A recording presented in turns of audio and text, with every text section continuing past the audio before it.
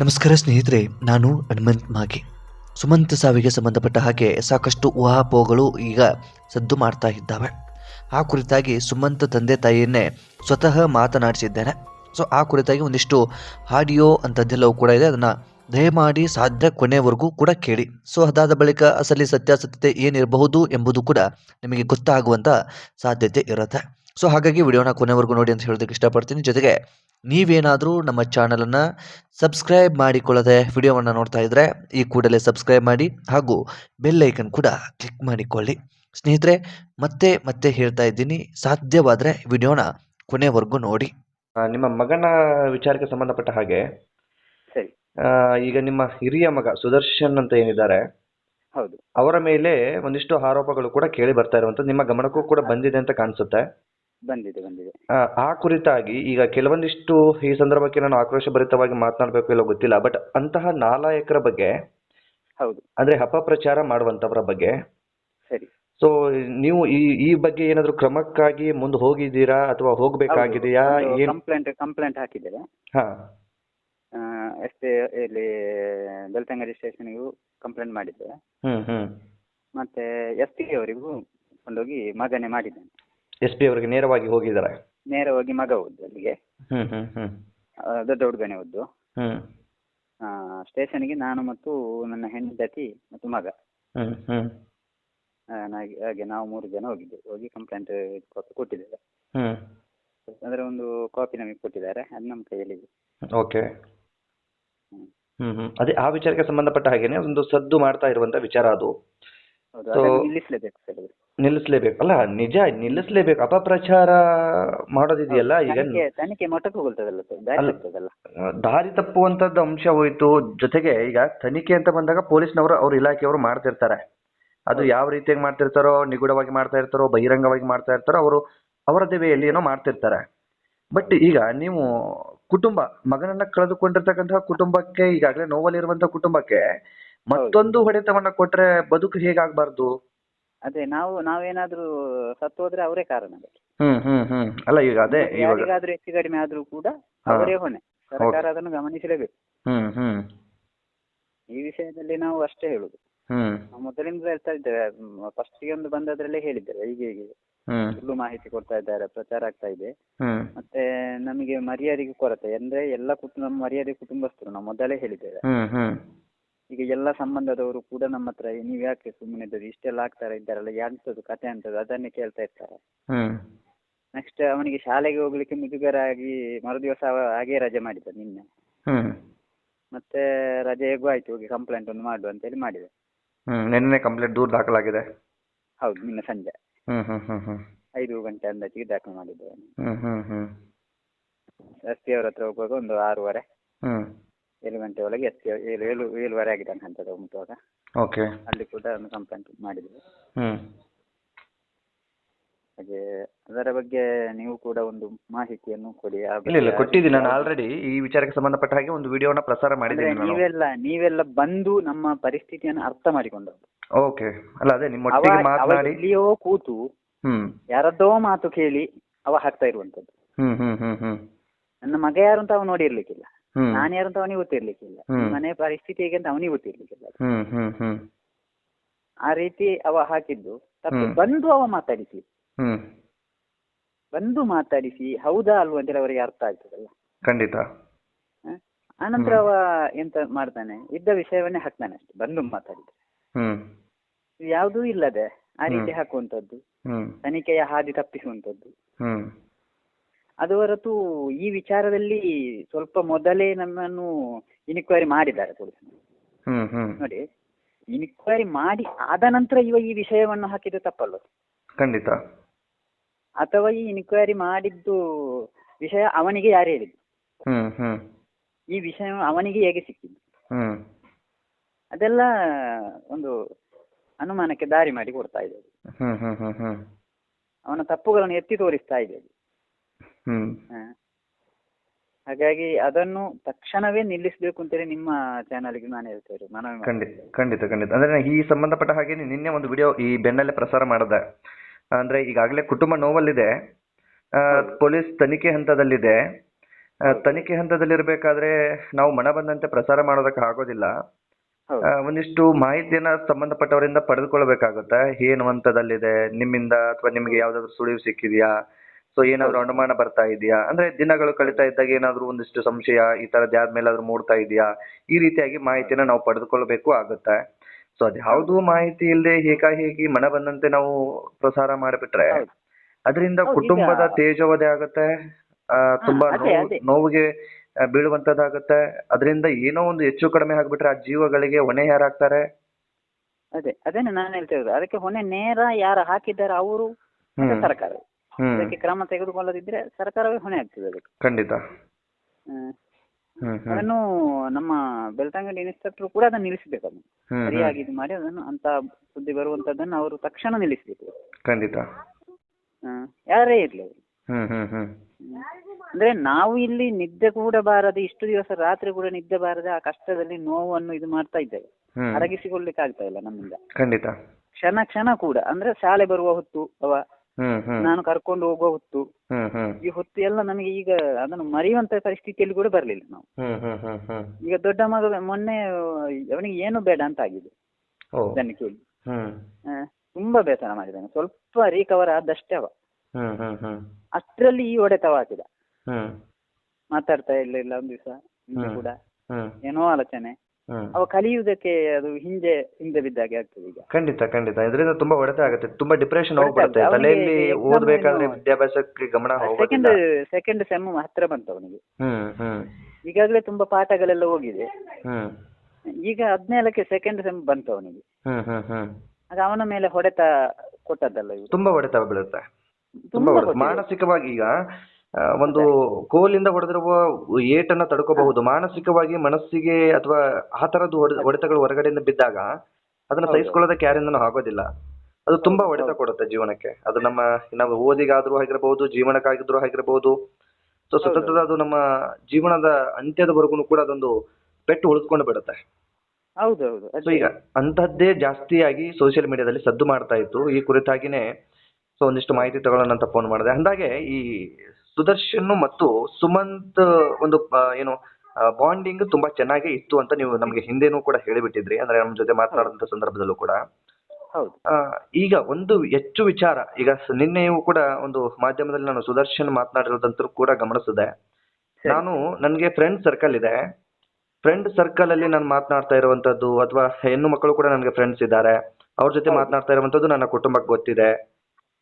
ಇದೆಲ್ಲವೂ ಕೂಡ ನಮ್ಮ ಕುಟುಂಬದವ್ರಿಗೆ ಗೊತ್ತಿದ್ದನು. ಅದು ನಮ್ಮ ತಂದೆಯವರಿಗೆ ಅಥವಾ ನಮ್ಮ ಕುಟುಂಬಕ್ಕೆ ಸುಮಂತ್ ಹೇಳಿಬಿಡ್ತಾನೆ ಅನ್ನೋ ಕಾರಣಕ್ಕೆ ನಾನು ಕೊಲೆ ಮಾಡಿದ್ದೀನಿ ಅನ್ನೋ ರೀತಿಯಲ್ಲಿ ಪ್ರಸಾರವನ್ನ ಮಾಡ್ತಾ ಇದ್ದಾರೆ. ಅದೆಲ್ಲವೂ ಕೂಡ ಸುಳ್ಳು ಅಂತ ಹೇಳುವಂಥದ್ದು. ಅಂದ್ರೆ ಈ ಸುದರ್ಶನ್ ಫ್ರೆಂಡ್ಶಿಪ್ ಅಂದ್ರೆ ಬೇರೆಯವರ ಜೊತೆ ಫ್ರೆಂಡ್ಶಿಪ್ ಇರುವಂತದ್ದು, ಅಂದ್ರೆ ನಾರ್ಮಲ್ ಫ್ರೆಂಡ್ಶಿಪ್ ಆಗಿರುವಂತದ್ದು ನಿಮ್ಮ ಗಮನಕ್ಕೆ ಇತ್ತು ಹಾಗಾದ್ರೆ ಪೂರ್ವದಲ್ಲಿನೇ? ನನಗೆ ಅವನ ಫ್ರೆಂಡ್ಶಿಪ್ ಈಗಲ್ಲ, SLC ಎಂದ್ರೆ ಸಾಧಾರಣ ಫ್ರೆಂಡ್ಶಿಪ್. ಮತ್ತೆ ಅವನ ಹತ್ರ ಕಲಿತ ವಿದ್ಯಾರ್ಥಿಗಳಿದ್ದಾರೆ. ಅವ್ರ ಮನೆಗೆ ಹೋಗಿ ಪಾಠ ಮಾಡ್ಲಿಕ್ಕೆ ಮಾಸ್ಟರ್ಗಳು ಹೇಳಿ ನಾವೇ ಹೋಗು ಅಂತ ಹೇಳಿ ಕಲಿಸಿದ್ದೇವೆ ಆ ಕೆಲವು ಮನೆಗಳಿಗೆ. ಒಂದು ಹುಡುಗಿ 2 ಹುಡುಗಿ ಅಂತ ಅವ ಏನು ಹಾಕ್ಲಿಲ್ಲ ನೋಡಿ, ಹುಡುಗಿ ಹೆಸರು ಕೂಡ ಕೊಡ್ಲಿಲ್ಲ ಅವ. ಹಾಗಾಗಿ ಅವ SLC ಅಂದ್ರೆ ಆ ಮಾಸ್ಟರ್ಗಳೇ ಅವನ ಹತ್ರ ನೀನು ಹೋಗಿ SLC ಎಕ್ಸಾಮ್ಗೆ ಸ್ವಲ್ಪ ಅವಳಿಗೆ ಕಲಿಸಿಕೊಡು ಆ ರೀತಿ ಎಲ್ಲ ಕಲಿಸಿಕೊಡ್ತಿದ್ದೇನೆ. ಅಂದ್ರೆ ಈ ನಾರ್ಮಲ್ ಆಗಿ ಓದ್ತಾ ಇರುವಂತವ್ರು ಫ್ರೆಂಡ್ ತರ ಇರುವಂತ ಮಾಹಿತಿ ನಿಮ್ಗೆ ಗೊತ್ತಿತ್ತು ಹಾಗಾದ್ರೆ ಮುಂಚಿತ? ಗೊತ್ತಿತ್ತು, ಎಲ್ಲ ಗೊತ್ತಿತ್ತು. ಯಾವ್ದನ್ನು ಕೂಡ ಅಡಗಿಸಿ ಅವ ಇಡ್ಲಿಲ್ಲ. ಆ ವಿಷಯ ಸುಮಂತನಿಗೆ ಅವ ಆ ವಿಷಯವನ್ನೇ ಎತ್ತುತ್ತಿರ್ಲಿಲ್ಲ. ಅವ ಅವನಷ್ಟೇ ಕಲಿತಾ ಇದ್ದ. ನಮಗೆ ಗೊತ್ತಿತ್ತು, ನಮ್ಮ ಹತ್ರ ಹೇಳ್ತಾ ಇದ್ದು ನಾನು ಇಂಥ ಕಡೆ ಹೋಗಿ ಬರ್ತೇನಪ್ಪ, ಹೀಗೆ ಒಂದು ಎಕ್ಸಾಮ್ ಏನಾದ್ರು ಕೇಳಲಿಕ್ಕೆ ಉಂಟು, ಅವಳಿಗೆ ಕಲಿಸ್ಲಿಕ್ಕೆ ಉಂಟು. ಅದು ಅವನ ಫ್ರೆಂಡ್ಗಳಿಗೆ, ಕೇವಲ ಹುಡುಗಿಯರಲ್ಲಿ ಮಾತ್ರ ಅಲ್ಲ. ಒಂದು ಕಾಲೇಜ್ ಹೋಗ್ತಿದೀವಿ ಅಥವಾ ಸ್ಕೂಲಲ್ಲಿ ಹೋಗ್ತಿದೀವಿ ಅಥವಾ ಹೈಸ್ಕೂಲ್ ಹೋಗ್ತಾ ಇದೀವಿ ಅಂದಾಗ ಸಹಜವಾಗಿ ಎಲ್ಲರೂ ಕೂಡ ಇರ್ತಾರೆ, ಹೆಣ್ಣು ಮಕ್ಕಳು ಇರ್ತಾರೆ, ಗಂಡು ಮಕ್ಕಳು ಇರ್ತಾರೆ, ಎಲ್ಲರ ಜೊತೆ ಒಂದು ಬಾಂಡಿಂಗ್ ಇರುತ್ತೆ. ಹಾಗಂತ ಅದನ್ನ ಬೇರೆ ರೀತಿಯಲ್ಲಿ ಕಲ್ಪನೆಯ ರೀತಿಯಲ್ಲಿ ನಾವು ನೋಡುವುದು ತಪ್ಪಲ್ಲ ಸರ್? ಅದು ಖಂಡಿತ ತಪ್ಪು. ಈಗ ನನ್ನ ಉದಾಹರಣೆ ಹೇಳ್ತಾ ಇರ್ತೇನೆ. ನನ್ನ ಒಂದು ವಿಶ್ವಾಸ ಜೊತೆ ಒಬ್ಬರು ಬಂದು ಮಾತಾಡ್ತಾರೆ, ಅದನ್ನು ನಾನು ತಪ್ಪು ಕಲ್ಪನೆಗೆ ತಗೊಂಡ್ರೆ ಯಾವ ರೀತಿ ಆದಿತ್ತು? ಅಲ್ಲ, ಖಂಡಿತ ಅಲ್ಲಿ ಎಲ್ಲವೂ ಹಾಳಾಗುವಂತ ಸಾಧ್ಯತೆ. ಅಂದ್ರೆ ವೈಮನಸ್ಸುಗಳು ಬರುತ್ತೆ, ಅಥವಾ ಬೇರೆ ಬೇರೆ ರೀತಿಯಾದಂತ ಏನೋ ಕಲ್ಪನೆಗಳು ಉಟ್ಕೊಳ್ಳುತ್ತೆ. ಆ ಕಲ್ಪನೆಗಳಿಗೆ ನಾವೇ ಬಲಿಯಾಗಿ ಹೋಗ್ಬಿಡ್ತೀವಿ, ಅಥವಾ ಅದರಿಂದ ಇನ್ನೇನೋ ಸಮಸ್ಯೆಗಳು ಉಟ್ಕೊಳ್ಳುತ್ತೆ. ಹೌದೌದು. ಅಂದ್ರೆ ನಿಮ್ಗೆ ಹೇಳಿ. ನೇರವಾಗಿ ಹಾಕಿ ಆ ಕುಟುಂಬಕ್ಕೆ ಇನ್ನು ಏನಾದ್ರೂ ಸಮಸ್ಯೆ ಆದಲ್ಲಿ ಅವರೇ ಕಾರಣ ಅಂತ ಹಾಕಿ. ದಯವಿಟ್ಟು ಇಂಥದ್ದನ್ನು ನಿಲ್ಲಿಸಲಿ ಅವರು. ಬಂದು ಮನೆಗೆ ಭೇಟಿ ಮಾಡಲಿ, ನಾವು ಅದಕ್ಕೆ ಇದ್ದದ್ದನ್ನು ಇದ್ದಾಗೆ ಸತ್ಯವನ್ನೇ ಹೇಳ್ತೇವೆ, ಸುಳ್ಳು ಒಂದು ಕೂಡ ಇಷ್ಟರವರೆಗೆ ಹೇಳಿಲ್ಲ. ಇದ್ದದನ್ನು ಇದ್ದಾಗೆ ಹೇಳಿದ್ದೇವೆ ನಾವು. ಖಂಡಿತ ವಿಷಯ ಇಲ್ಲ ಅಂತ ಹೇಳಿದ್ರೆ ಅದು ಅಷ್ಟೇ ವಿಷಯವನ್ನು ಹೇಳ್ಬೇಕು, ಹೊಸ ವಿಷಯ ಹೇಳಲಿಕ್ಕೆ ನಮಗೂ ಕೂಡ ಗೊತ್ತಿರಲಿಲ್ಲ. ಹಾಗಾಗಿ ಅದನ್ನು ಸುಳ್ಳು ಮಾಹಿತಿ ಕೊಟ್ಟದ್ದೇ ಹಾಗೆ. ನಾನು ಈ ವಿಷಯವನ್ನು ಖಂಡಿಸ್ತಾ ಇದ್ದೇನೆ. ನಾನು ಇದುವರೆಗೆ ಯಾರ ಹತ್ರ ಮಾತಾಡಿಲ್ಲ ಆ ರೀತಿ ಅವರು ಕೂಡ. ನನಗೆ ಯಾರ ದ್ವೇಷವೂ ಇಲ್ಲ, ಯಾರ ಇದು ಇಲ್ಲ, ಮೊದಲೇ ಹೇಳಿದ್ದೇನೆ. ಖಂಡಿತ ಖಂಡಿತ ಅದನ್ನು ನಾವು ಪ್ರಸಾರ ಮಾಡಿದ್ದೀವಿ ಸತತವಾಗಿ, ನಿಮ್ಮ ಅನುಮತಿಯನ್ನೇ ತೆಗೆದುಕೊಂಡೇ ಪ್ರಸಾರ ಮಾಡಿದ್ವಿ. ಅವತ್ತು ನಿಮಗೆ ಕೇಳಿದ್ವಲ್ಲ, ಪ್ರಸಾರ ಮಾಡಬಹುದಾ ನಿಮ್ ಜೊತೆ ಮಾತನಾಡಿರುವಂತದ್ದು, ನಮಗೆ ಈ ಸಂದರ್ಭಕ್ಕೆ ಅಲ್ಲಿ ಬರೋಕೆ ಸ್ವಲ್ಪ ಸಾಧ್ಯ ಆಗ್ತಾ ಇಲ್ಲ, ಸೊ ಮಾಹಿತಿಯನ್ನ ನಾವು ಪ್ರಸಾರ ಮಾಡ್ತೀವಿ ಅಂತ ನಿಮ್ಮ ಪರ್ಮಿಷನ್ ತೆಗೆದುಕೊಂಡಿದ್ವಿ. ನೀವು ಕೂಡ ಅದಕ್ಕೆ ಒಪ್ಪಿಗೆಯನ್ನು ಕೂಡ ಕೊಟ್ಟಿದ್ರಿ, ಅದನ್ನು ಪ್ರಸಾರವೂ ಕೂಡ ಮಾಡಿದ್ವಿ. ಸತತವಾಗಿ ಸುಮಂತ್ ಸಾವಿಗೆ ನ್ಯಾಯ ಸಿಗಬೇಕು ಅಂತ ನಾವು ಕೂಡ ಏನು ಅಪ್ಡೇಟ್ ಆಗಿಲ್ಲ ಅಂದ್ರೂ ಕೂಡ ಸುದ್ದಿ ಕೆಲವೊಂದಿಷ್ಟು ಏನಾಗಿರುತ್ತೆ ಅಂದ್ರೆ ಊಹಾಪೋಹಗಳನ್ನ ಕ್ರಿಯೇಟ್ ಮಾಡಿ ಹೇಳುವಂತದ್ದಲ್ಲ. ಅದನ್ನ ಹೊರತುಪಡಿಸಿ ಸುಮಂತ್ ಸಾವು ಆಗಿ ಇಲ್ಲಿವರೆಗೂ ದಿನಗಳು ಕಳೀತಾ ಇದ್ದಾವೆ, ಸೊ ಸಾವಿಗೆ ನ್ಯಾಯ ಸಿಗ್ತಾ ಇಲ್ಲ. ಸೊ ಅದೇ ಮಾಹಿತಿನೇ ನಾವು ಪದೇ ಪದೇನು ಪ್ರಸಾರ ಮಾಡಿದ್ವಿ. ಸಾಕಷ್ಟು ಜನ ನಮ್ಗೆ ಇಲ್ಲಿ ತಿಳಿಸಿದ್ರು, ಏನು ಇರೋಂತ ಮಾಹಿತಿನೇ ಪ್ರಸಾರ ಮಾಡ್ತಾ ಇದ್ದೀರಿ, ಪದೇ ಪದೇ ಅದನ್ನೇ ಹೇಳ್ತಾ ಇದ್ದೀರಿ ಅಂತ. ನಮಗೆ ಇಲ್ಲಿ ಮಾಹಿತಿ ಎಷ್ಟು ಆ ಕ್ವಾಲಿಟಿ ಎಷ್ಟು ಮುಖ್ಯ ಅನ್ನೋದಕ್ಕಿಂತ ಹೆಚ್ಚಾಗಿ ಸುಮಂತ್ ಸಾವು ಜೀವಂತವಾಗಿರ್ಬೇಕು, ಅಂದ್ರೆ ಸುಮಂತ್ ಸಾವಿಗೆ ನ್ಯಾಯ ಸಿಗಬೇಕು ಅನ್ನೋ ಒಂದು ಹೋರಾಟ ಜೀವಂತವಾಗಿ ಇಡಬೇಕಾಗಿರುವಂತದ್ದು ನಮ್ದು ಕರ್ತವ್ಯ ಆಗಿತ್ತು. ಹಾಗಾಗಿ ನಾವು ಪದೇ ಪದೇನು ಕೂಡ ಅದನ್ನ ಪ್ರಸಾರ ಮಾಡ್ತಾ ಇದ್ವಿ. ಸೊ ನಿಮ್ಮ ಗಮನಕ್ಕೂ ಕೂಡ ನಾವು ತಗೊಂಡು ಬಂದಿದ್ವಿ ಆ ವಿಚಾರವನ್ನು.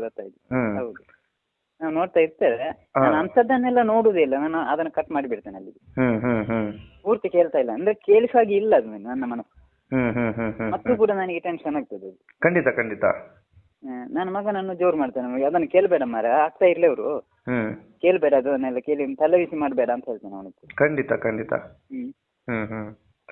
ಅಲ್ಲ ಅಂದ್ರೆ ಈಗ ಒಂದು ಮಗುವಿಗೆ ನ್ಯಾಯ ಸಿಗಬೇಕು ಅಂತಂದ್ರೆ ಅದನ್ನ ಇನ್ವೆಸ್ಟಿಗೇಷನ್ ಪೊಲೀಸ್ ಇಲಾಖೆ ಮಾಡಬೇಕಾಗತ್ತೆ. ಅಂದ್ರೆ ಏನಾಗಿರಬಹುದು ಏನಿಲ್ಲ ಅಂತ. ಈಗ ಅದಕ್ಕೆ ಸಂಬಂಧಪಟ್ಟ ಹಾಗೆ ನಿಮಗೆ ಏನು ಮಾಹಿತಿ ಗೊತ್ತಿದೆಯೋ ಅಥವಾ ನಿಮ್ಮನ್ನ ಇನ್ವೆಸ್ಟಿಗೇಷನ್ಗೆ ಕರೆದಂತ ಸಂದರ್ಭದಲ್ಲಿ ಸ್ಟೇಷನ್ಗೆ ಕರೆದಂತ ಸಂದರ್ಭದಲ್ಲಿ ನಿಮ್ಮಿಂದ ಮಾಹಿತಿ ಕಲೆ ಹಾಕ್ತಾರೆ. ಸೊ ಅದು ನಿಮ್ಗೆ ಅವ್ರು ಏನು ಪ್ರಶ್ನೆ ಮಾಡ್ತಾರೋ ಆ ಪ್ರಶ್ನೆಗೆ ನೀವು ಉತ್ತರವನ್ನ ಕೊಟ್ಟಿರ್ತೀರಿ. ಸೊ ಅಲ್ಲಿ ನಿಮ್ಮ ವಿಚಾರ ಇರುವಂತಹದ್ದು. ಮತ್ತೆ ಇಲ್ಲಿ ನಾವು ಮಾಧ್ಯಮದವರದ್ದು ಕೂಡ ಅಂದ್ರೆ ಎಲ್ಲರೂ ಕೂಡ ಹಾಗೆ ಅಂತ ನಾನು ಹೇಳೋದಕ್ಕೆ ಹೋಗೋದಿಲ್ಲ. ಬಟ್ ಕೆಲವೊಂದಿಷ್ಟು ಜನ ಜೀವಂತವಾಗಿ ಕೇಸನ್ನು ಹಿಡಬೇಕು ಅಂತ ಹೋರಾಟವನ್ನ ಮಾಡಿದ್ರೆ, ಕೆಲವೊಂದಿಷ್ಟು ಜನರ ಹೋರಾಟವೇ ಬೇರೆ ರೀತಿಯಾಗಿದೆ ಅಂತ ಈ ಸದ್ಯಕ್ಕೆ ಕಾಣಿಸ್ತಾ ಇರುವಂತದ್ದು. ಅಂದ್ರೆ ಈಗ ಗೊತ್ತಾಗ್ತಾ ಇಲ್ಲ ಏನ್ ಆಗ್ತಾ ಇದೆ, ಏನ್ ಮಾಡ್ತಾ ಇದ್ದಾರೆ.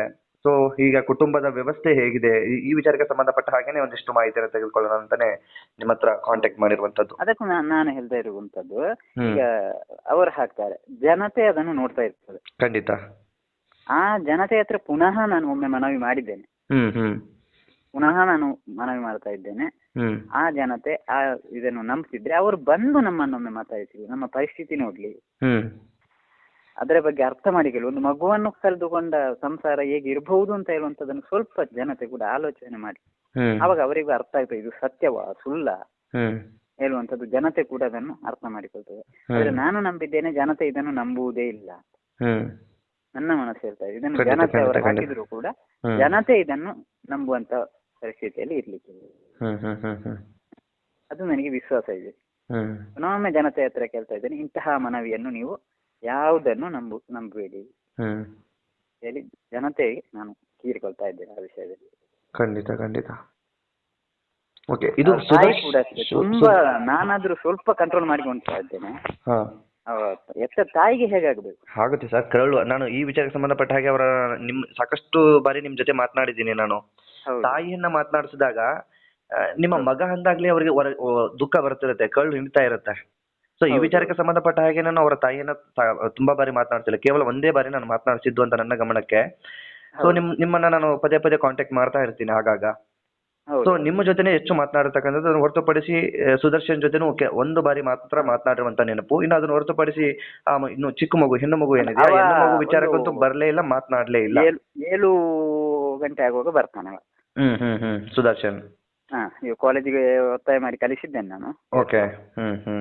ಅವನು ಹೋಗ್ಲಿಕ್ಕೆ ಮನಸ್ಸಿರ್ಲಿಲ್ಲ, ಹೇಗೆ ಮುಖ ತೋರಿಸುದಪ್ಪ ಅದೇ ರೀತಿ ಹೇಳ್ತಾ ಇದ್ದ. ನಾನು ಹೇಳ್ದೇನೆ, ಸೆಮ್ ಬಂತು, ನಿನ್ನ ಭವಿಷ್ಯ ನೋಡು, ಯಾರು ಹೇಳ್ತಾ ಇರ್ಲಿ, ನೀನು ನಿನ್ನಷ್ಟಕ್ಕೆ ಹೋಗು, ನಿನ್ನಷ್ಟಕ್ಕೆ ಓದು, ಅದರ ಕಡೆ ಗಮನ ಕೊಡು ನಮಗೆ ಇನ್ನು ನೀನೇ ದಾರಿ, ನೀನು ಹಿಂದೆ ಬಿದ್ದರೆ ನಾನು ಕೂಡ ಹಿಂದೆ ಬಿದ್ದಾಗೆ, ನಾನಿದ್ದೇನೆ ಹೆದರಬೇಡ ನೀನು ಹೋಗು ಅಂತೇಳಿ ಕಳಿಸಿದ್ದೆ. ಖಂಡಿತ ಖಂಡಿತ. ಹಾಗೆ ಅವ ಬೆಳ್ತಂಗಡಿ ಮುಟ್ಟುವಾಗ ನನಗೆ ಫೋನ್ ಮಾಡ್ತಾನೆ, ಎಂದಿನಂತೆ ಫೋನ್ ಮಾಡ್ತಾನೆ, ಇಷ್ಟೊತ್ತಿಗೆ ಮುಟ್ತೇನಪ್ಪ ಅಂತ ಅವ ಫೋನ್ ಮಾಡ್ತಾನೆ. ಹತ್ತಿರ ಆಗುವ ಲಕ್ಷಣ ಇದ್ರೆ ನಾನು ಮೈನ್ ರೋಡ್ನವರೆಗೆ ನಾನು ಹೋಗ್ತೇನೆ ಕಾರಲ್ಲಿ, ಅಲ್ಲಿಂದ ಸ್ಕೂಟಿಯಲ್ಲಿ ಅವ ಮುಂದೆ ಬರ್ತಾನೆ, ಹಿಂದಿನಿಂದ ನಾನು ಬರ್ತಾ ಇರ್ತೇನೆ. ಖಂಡಿತ. ಓಕೆ. ಬೆಳಕಿದ್ರೆ ಅವ ಬರುದು ಬೇಡಪ್ಪ ನಾನು ಬರ್ತೇನೆ ಅಂತೇಳಿ ಬರ್ತಾನೆ ಹಾಗೆ.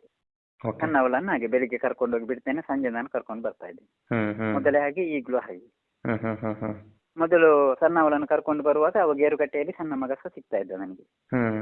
ಅವನ ಬ್ಯಾಗ್ ನನ್ನ ಕಾರಲ್ಲಿ ಆಗ್ತಾ ಇದ್ದ, ಅವ ಸೈಕಲಲ್ಲಿ ಆಚೆ ದಾರಿಯಲ್ಲಿ ಬರ್ತಾ ಇದ್ದ. ನಾನು ಸಣ್ಣವಳನ್ನು ಕರ್ಕೊಂಡು ಇಲ್ಲೇ ಬರ್ತಾ ಇದ್ದೆ. ಆ ರೀತಿ ಬರ್ತಾ ಇದ್ದದ್ದು. ಖಂಡಿತ. ಅದೇ ನನಗೆ ಆ ಹೊತ್ತಿಗೆ ಶಾಲೆಗೆ ಹೋಗುವ ಹೊತ್ತಿಗೆ ಅದೇ ಕಾಣ್ತಾ ಉಂಟು, ಸೈಕಲಲ್ಲಿ ಬರುವಂತ ದೃಶ್ಯವೇ ನನ್ನ ಕಣ್ಣಿಗೆ ಬೀಳ್ತಾ ಇರ್ತದೆ.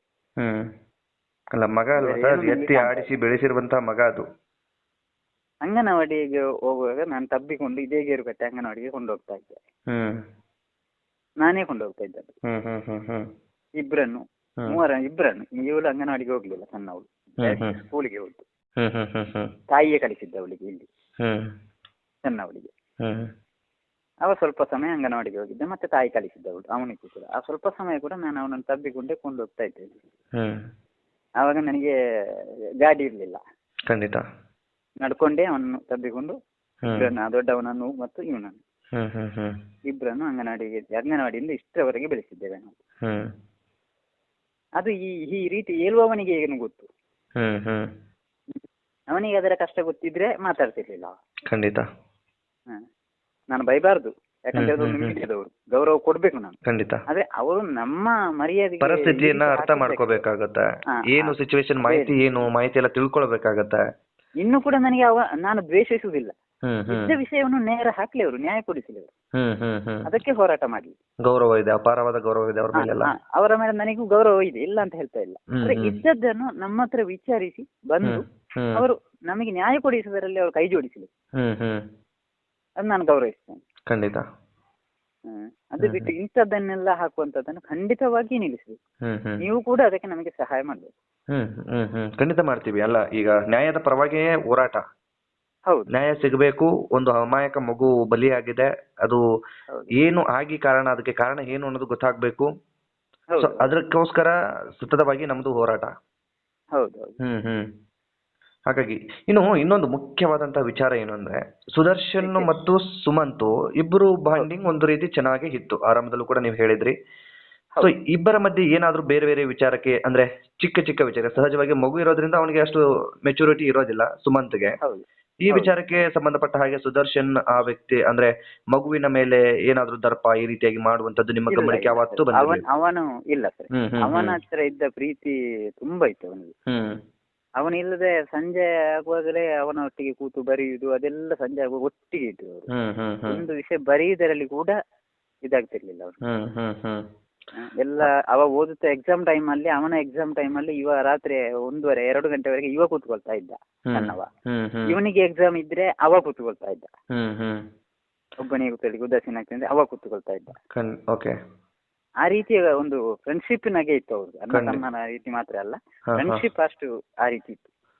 ನಮಗೆ ಒಂದು ಸ್ವಲ್ಪವೂ ಕೂಡ ಆ ವಿಷಯದಲ್ಲಿ ಒಂದು ಜೋರು ಮಾಡುವ ಪ್ರಸಂಗವೇ ಇರಲಿಲ್ಲ. ಅಂದ್ರೆ ಇಬ್ರು ಅಣ್ಣ ತಮ್ಮ ಗಲಾಟೆ ಮಾಡ್ಕೋತಾರ, ಈ ತರದ್ ಯಾವ್ದು ನಿಮಗೆ ಪ್ರಸಂಗ ಯಾವತ್ತೂ ಎದುರಾಗಿಲ್ಲ? ಹಾಗಾದ್ರೆ ಯಾವತ್ತೂ ಎದುರಾಗಿಲ್ಲ. ನಾವು ಅವರನ್ನು ಒಂದು ಪೆಟ್ಟು ಕೂಡ ನಾವು ಹೊಡಿಲಿಲ್ಲ, ಅಂದ್ರೆ ಸನ್ನಿವೇಶವೇ ಇಲ್ಲ.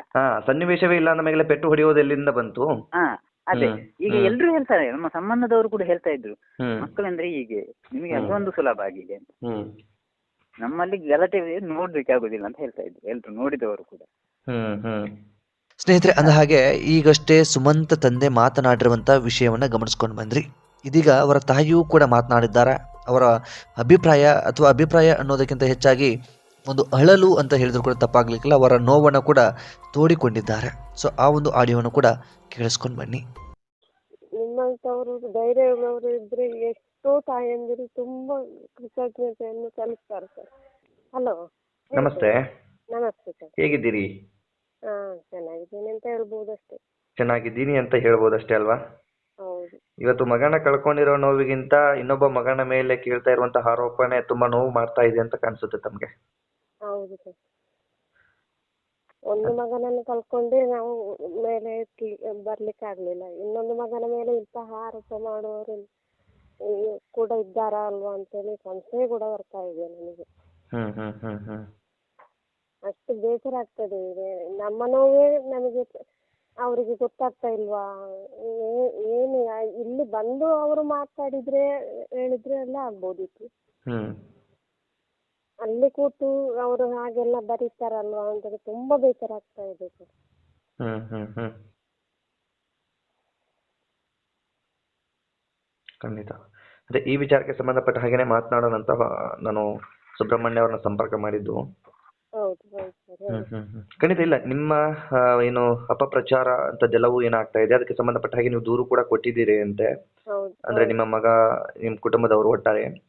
ಅದಕ್ಕೆ ಕಾನೂನು ಕ್ರಮ ಏನಿರುತ್ತೆ ಇಲಾಖೆ ಅದಕ್ಕೆ ಸಂಬಂಧಪಟ್ಟ ಹಾಗೆ ಎಲ್ಲವೂ ತನಿಖೆ ಮಾಡುತ್ತೆ.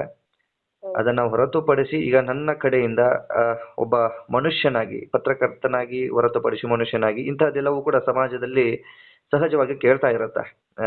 ಆಗಂತೆ ಹೀಗಂತೆ ಎಲ್ಲ ಅಂತೆ ಕಂತೆಗಳೆಲ್ಲ ಸಾಕಷ್ಟು ಕೇಳ್ತಾ ಇರುತ್ತೆ. ಸೊ ಅಂತೆ ಕಂತೆಗೆ ಯಾವತ್ತೂ ತಲೆ ಕೊಡೋದಕ್ಕೆ ಹೋಗಬೇಡಿ. ಸತ್ಯಾಸತ್ಯತೆ ನಿಮಗೆ, ನಿಮ್ಮ ಕುಟುಂಬಕ್ಕೆ ಏನು ಅನ್ನೋದು ನಿಮ್ಗೆ ಗೊತ್ತಿರುತ್ತೆ. ಇವಾಗ ಸುದರ್ಶನ್ ಅಂದ್ರೆ ಹೇಗೆ, ಸುಮಂತ್ ಅಂದ್ರೆ ಹೇಗೆ, ಸುಬ್ರಹ್ಮಣ್ಯ ಅವ್ರಂದ್ರೆ ಹೇಗೆ ಅನ್ನೋದು ನಿಮಗೆ ಸ್ಪಷ್ಟವಾಗಿ ಗೊತ್ತಿರುತ್ತೆ. ಯಾಕೆಂತಂದ್ರೆ ನೀವು ಅವ್ರ ಜೊತೆ ಜೀವನವನ್ನ ಮಾಡಿರ್ತೀರಿ, ಅವರ ಜೊತೆಗೆ ನೀವು ಇರ್ತೀರಿ. ಸೊ ನಿಮಗೆ ಗೊತ್ತಿರುವಂತಹ ಎಲ್ಲಾ ವಿಚಾರಗಳು ನನಗೆ ಗೊತ್ತಿರೋದಿಲ್ಲ. ಖಂಡಿತವಾಗಿಯೂ ನಾವು ಎಷ್ಟೇ ಅದ್ರ ಬಗ್ಗೆ ತಿಳ್ಕೊಳ್ತೀವಿ, ಎಷ್ಟೇ ಅದ್ರ ಬಗ್ಗೆ ಮಾತನಾಡ್ತೀವಿ ಅಂದ್ರೂ ಕೂಡ ಒಂದು ಕುಟುಂಬದಲ್ಲಿ ಬೆರೆತವರಿಗಿಂತ ಹೊರಗಡೆವರಿಗೆ ಅಷ್ಟು ಸುಲಭವಾಗಿ ಗೊತ್ತಾಗೋದಿಲ್ಲ. ಸೊ ಹಾಗಾಗಿ ಅಂದ್ರೆ ನಿಮ್ಮ ಕುಟುಂಬದ ಬಗ್ಗೆ, ನಿಮ್ಮ ಮಕ್ಕಳ ಮೇಲೆ ನಿಮ್ಗೆ ಅಪಾರವಾದಂತ ನಂಬಿಕೆ, ಗೌರವ ಇದೆ. ಸೊ ಅದನ್ನ ಯಾರೋ ಒಬ್ರು ನಮ್ಮಂತವ್ರು ಮಾತನಾಡ್ತೀವಿ ಅಥವಾ ಇನ್ನೇನೋ ಮಾಡ್ತೀವಿ ಅಂದ ತಕ್ಷಣ ಅದು ಯಾವುದು ಕೂಡ ನಿಮಗೆ ಕಡಿಮೆ ಆಗಲ್ಲ. ಅದ್ರ ಬಗ್ಗೆ ನೀವು ತಲೆ ಕೆಡಿಸ್ಕೊಳ್ಳೋದಕ್ಕೆ ಹೋಗಬೇಡಿ. ಸೊ ನಾನು ನನ್ನ ಕಡೆಯಿಂದ ಇಷ್ಟನ್ನ ಮಾತ್ರ ನಿಮಗೆ ಹೇಳೋದಕ್ಕೆ ಇಷ್ಟಪಡ್ತೀನಿ. ಜೊತೆಗೆ ಯಾವುದನ್ನು ತಲೆ ಕೊಡೋದಕ್ಕೆ ಹೋಗಬೇಡಿ. ಅಂದ್ರೆ ಪೊಲೀಸ್ ತನಿಖೆ ನಡೀತಾ ಇರೋ ಕಾರಣದಿಂದಾಗಿ ಇನ್ವೆಸ್ಟಿಗೇಷನ್ ಆಗ್ತಾ ಇರುತ್ತೆ. ಪೊಲೀಸರು ಅದ್ರ ಬಗ್ಗೆ ಏನೆಲ್ಲ ಮಾಹಿತಿ ತಗೋಬೇಕು, ಏನೆಲ್ಲ ಮಾಡಬೇಕು ಅವರ ವೇಯಲ್ಲಿ ಅವ್ರು ಮಾಡ್ತಾ ಇರ್ತಾರೆ.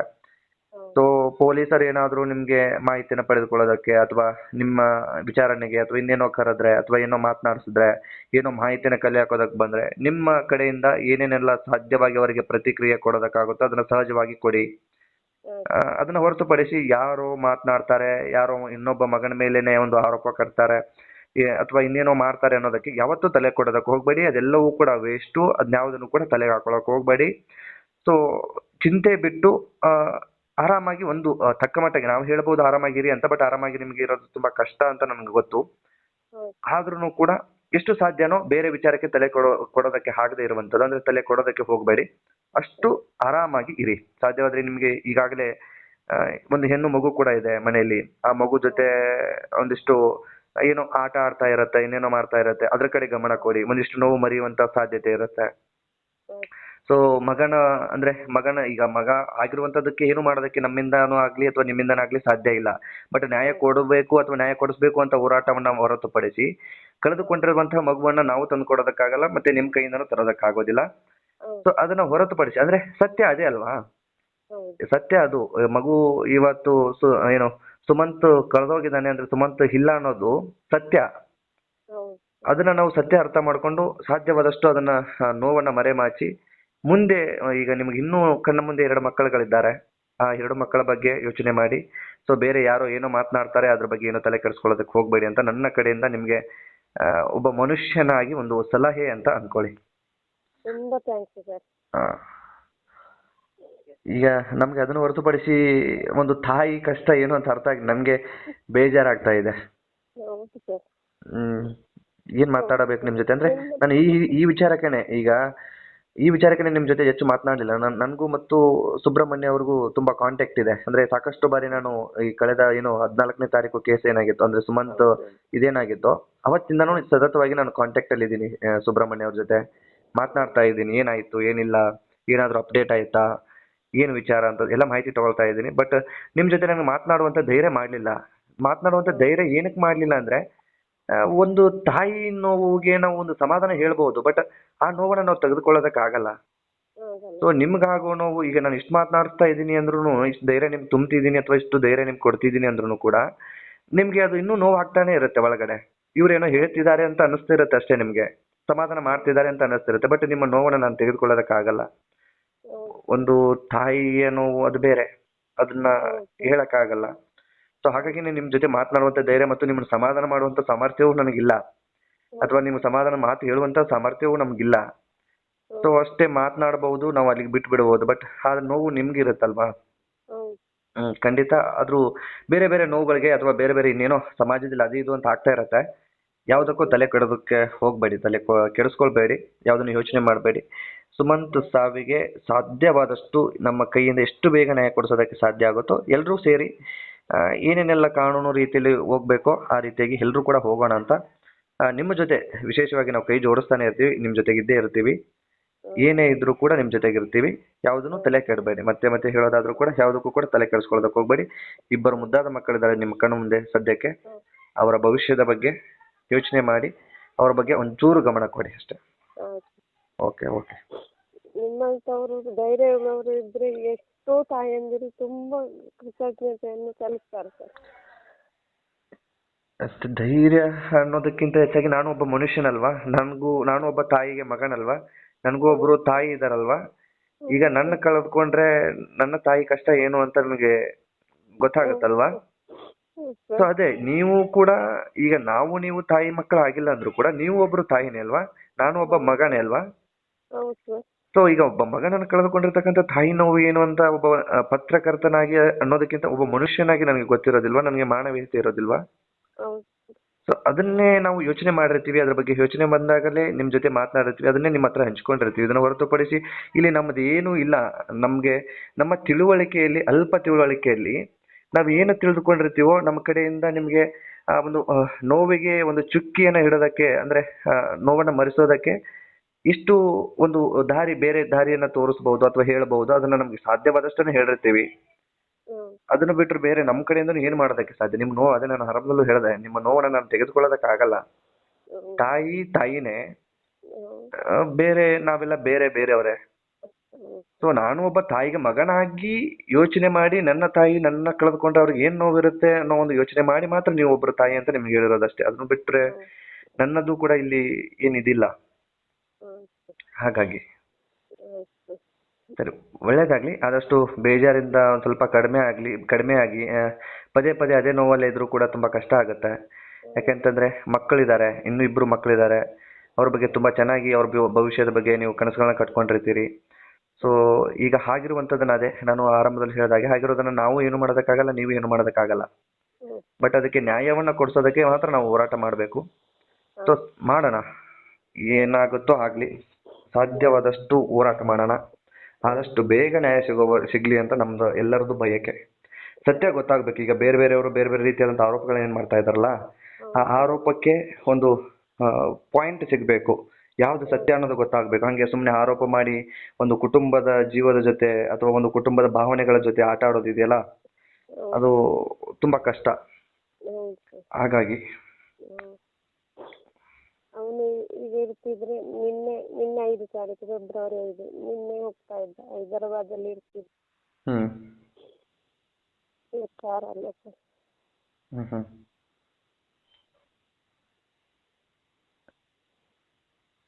ಈಗ ಸುದರ್ಶನ್ ಅಂದ್ರೆ ನಿನ್ನೆ ಕಾಲೇಜ್ ಬಿಟ್ಟಿದ್ದ, ಇವತ್ತು ಹೋಗಿದ್ದಾನೆ ಹಾಗಾದ್ರೆ ಕಾಲೇಜ್ಗೆ. ಇರ್ಲಿ, ತಲೆ ಕೆಡಿಸ್ಕೋಬೇಡಿ ಅಮ್ಮ. ಅದೇ ಹೇಳಿದ್ನಲ್ಲ ನಾನು ಆವಾಗ್ಲೇ, ಹಂಗೆ ಆಗ್ತಾ ಇರುತ್ತೆ. ಬೇರೆ ಬೇರೆಯವರು ಬೇರೆ ಬೇರೆ ರೀತಿಯಲ್ಲಿ ಏನೇನೋ ಮಾಡ್ತಿರ್ತಾರೆ, ಏನೇನೋ ಆಗ್ತಿರುತ್ತೆ, ಕೇಳಿ ಬರ್ತಿರುತ್ತೆ. ಅದಕ್ಕೆ ತಲೆ ಕೊಡಬೇಡಿ ಅಷ್ಟೇ. ಸಾಧ್ಯವಾದ್ರೆ ಕೆಲವೊಂದಿಷ್ಟು ಈ ನಿಮ್ಮ ಮಗನಿಗೆ ಸಂಬಂಧಪಟ್ಟ ಹಾಗೆ ಯಾರ ವಿಡಿಯೋಗಳು ಬಿಡೋದು, ಅದ್ ಮಾಡ್ತಿರ್ತಾರಲ್ಲ, ಅದನ್ನ ಅವಾಯ್ಡ್ ಮಾಡಿ. ಅದನ್ನ ಹೊರತುಪಡಿಸಿ ಬೇರೆ ಈಗ ಚಾನೆಲ್ಗಳಲ್ಲಿ ನಿಮ್ಗೆ ಸಾಧ್ಯ ಇಲ್ಲ, ಆದ್ರೂ ಕೂಡ ನನ್ನ ಕಡೆಯಿಂದ ಹೇಳೋದಾದ್ರೆ ಈ ಎಂಟರ್ಟೈನ್ಮೆಂಟ್ ಬರ್ತಾ ಇರ್ತವೆ. ಸೊ ಆ ತರದನ್ನ ನೋಡಿ. ಜೊತೆಗೆ ಮಗು ಇದೆ ಅಲ್ವಾ, ಹೆಣ್ಣು ಮಗು, ಹೆಂಗು ಚಿಕ್ಕ ಮಗು ಇದೆ ಅದು. ಸೊ ಅದಕ್ಕೆ ಏನು ಇದಿಲ್ಲ, ಅದ್ರ ಜೊತೆ ಒಂದಿಷ್ಟು ಕಾಲ ಕಳೀರಿ. ಸೊ ಆಗ ಒಂದಿಷ್ಟು ನೋವು ಮರೆಯುವಂತದ್ದು, ಅಂದ್ರೆ ಬೇಡದೇ ಇರುವಂತ ನೋವುಗಳು ಕೂಡ ಅಥವಾ ನಮಗೆ ಬೇಡವಾಗಿರುವಂತ ಸುದ್ದಿಗಳು ಕೂಡ ನಮ್ಮ ಕಿವಿಗೆ ತಲುಪೋದಿಲ್ಲ ಆ ಸಂದರ್ಭಕ್ಕೆ. ಹಾಗಾಗಿ ಅಷ್ಟೇ. ಸ್ನೇಹಿತರೆ, ಅಂದ ಹಾಗೆ ಸುಮಂತ್ ತಂದೆ ತಾಯಿ ಇಬ್ಬರು ಕೂಡ ಮಾತನಾಡಿರ್ತಕ್ಕಂಥದ್ದನ್ನ ಒಂದಿಷ್ಟು ಗಮನಿಸ್ಕೊಂಡು ಬಂದ್ರಿ ಅಂತ ಅಂದ್ಕೊಳ್ತೀನಿ. ಸೊ ಇದನ್ನೆಲ್ಲವನ್ನು ಕೂಡ ಕೇಳಿದಾಗ ನಿಮಗೂ ಕೂಡ ಒಂದು ಕಡೆ ನೋವು ಅಂಥದ್ದೆಲ್ಲವೂ ಕೂಡ ಆಗಿರುತ್ತೆ. ಈಗಾಗಲೇ ಕಷ್ಟದಲ್ಲಿರುವಂಥ ಕುಟುಂಬಕ್ಕೆ ಯಾರ್ಯಾರೋ ಏನೇನೋ ಕಷ್ಟಗಳನ್ನು ಕೊಡ್ತಾ ಇದ್ದಾರಲ್ಲ ಅನ್ನೋ ಒಂದು ಗೊಂದಲ ಪ್ರಶ್ನೆ ನಿಮ್ಮಲ್ಲಿಯೂ ಕೂಡ ಕಾಡ್ತಾ ಇರುತ್ತೆ. ಸೊ ಈ ಕುರಿತಾಗಿ ಏನು ಕೂಡ ಹೇಳಬೇಕು ಅಂತ ಗೊತ್ತಾಗ್ತಾ ಇಲ್ಲ. ತುಂಬ ಕಷ್ಟದಲ್ಲಿ ಕುಟುಂಬ ಇದೆ. ಮಗನನ್ನು ಕಳೆದುಕೊಂಡಿರ್ತಕ್ಕಂಥ ಕುಟುಂಬ ಇನ್ನೊಬ್ಬ ಮಗನ ಮೇಲೆ ಆರೋಪವು ಕೇಳಿ ಬರೋದ್ರಿಂದ ಆ ಒಂದು ನೋವನ್ನು ಹೇಗೆ ಸಹಿಸಿಕೊಳ್ಳೋದಕ್ಕೆ ಸಾಧ್ಯ ಅಂತಹದ್ದೆಲ್ಲವೂ ಕೂಡ ಪ್ರಶ್ನೆ ಸಹಜವಾಗಿ ಕಾಡುತ್ತೆ. ಸೊ ಈ ಕುರಿತಾಗಿ ಏನು ಮಾತನಾಡಬೇಕು ಅನ್ನೋದು ಕೂಡ ಒಂದು ದೊಡ್ಡ ಪ್ರಶ್ನೆ ಆಗಿದೆ. ಅದೇನೇ ಇರಲಿ, ಸುಮಂತ್ ಸಾವಿಗೆ ನ್ಯಾಯ ಸಿಗಬೇಕಾಗಿದೆ. ಯಾವುದೋ ಹೂವಾಪೋಹ ಅಥವಾ ಹಾಗಂತೆ ಹೀಗಂತೆ ಹಂತೆ ಕಂತೆಗಳೆಲ್ಲವೂ ಕೂಡ ಕೇಳಿ ಬಂದರೂ ಕೂಡ ಒಟ್ಟಾರೆ ಸುಮಂತ್ ಸಾವಿಗೆ ನ್ಯಾಯ ಮಾತ್ರ ಬೇಕಾಗಿರುವಂತಹದ್ದು. ಸೊ ಕೊಲೆನ ಅಸಹಜ ಸಾವ ಇದೆಲ್ಲವೂ ಕೂಡ ತನಿಖೆಯಿಂದ ಬೇಗ ಹೊರಗಡೆ ಬರಬೇಕಾಗಿದೆ. ಸೊ ಈ ಕುರಿತಾಗಿ ನಿಮ್ಮ ಅನಿಸಿಕೆ ಏನು ಎಂಬುದನ್ನು ಕಾಮೆಂಟ್ ಬಾಕ್ಸಲ್ಲಿ ಮೆನ್ಷನ್ ಮಾಡಿ. ಆದಷ್ಟು ಈ ವಿಡಿಯೋನ ನಿಮ್ಮ ಫ್ರೆಂಡ್ಸ್ ಹಾಗೂ ಫ್ಯಾಮಿಲಿಗೂ ಕೂಡ ಶೇರ್ ಮಾಡಿ. ನೀವೇನಾದರೂ ನಮ್ಮ ಚಾನಲ್ನ ಸಬ್ಸ್ಕ್ರೈಬ್ ಮಾಡಿಕೊಳ್ಳದೆ ವಿಡಿಯೋವನ್ನು ನೋಡ್ತಾ ಇದ್ದರೆ ಈ ಕೂಡಲೇ ಸಬ್ಸ್ಕ್ರೈಬ್ ಮಾಡಿ ಹಾಗೂ ಬೆಲ್ ಐಕನ್ ಕೂಡ ಕ್ಲಿಕ್ ಮಾಡಿಕೊಳ್ಳಿ. ಮತ್ತು ಮುಂದಿನ ವಿಡಿಯೋದಲ್ಲಿ ಸಿಗೋಣ. ನಮಸ್ಕಾರ.